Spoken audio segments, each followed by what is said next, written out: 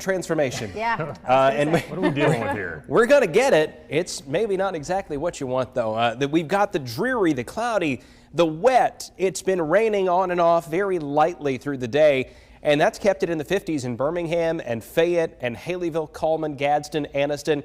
Alabaster had a little sunshine. The Shelby County Airport made it up to 60. Centerville and Clanton have gotten up to 61, and Utah is one of the warmer spots around. But here's where we go tonight, and just like last night, there's not a lot of movement in temperature, so what you see is what you get. In the 50s through tomorrow morning, patchy fog, a little bit of drizzle now and then in some spots, and then tomorrow afternoon, scattered showers, a little bit more likely. We're also going to see the wind ramp up on Tuesday. Even as early as 6 o'clock in the morning, you will notice more of an easterly breeze, scattered showers developing down south, moving to the north and northwest throughout the morning and early afternoon.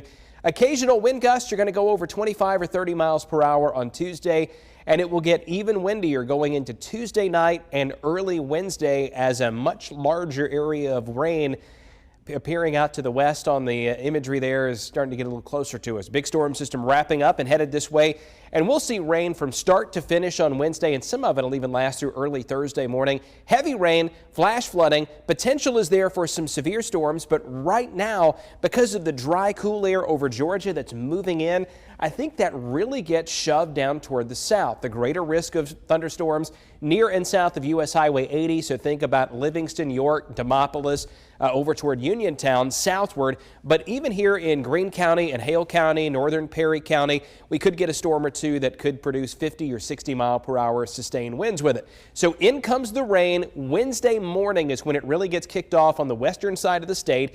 And because of that southeasterly wind, the dry air over Georgia moving into East Alabama is going to pinch that instability or that fuel very close to the Mississippi-Alabama border. And then as everything starts to slide farther southeast, we lose a lot of it. There's still enough to be concerned about one or two strong storms, but I really think this is more of a big-time, heavy rain event that lasts all day Wednesday into the very early hours of Thursday morning.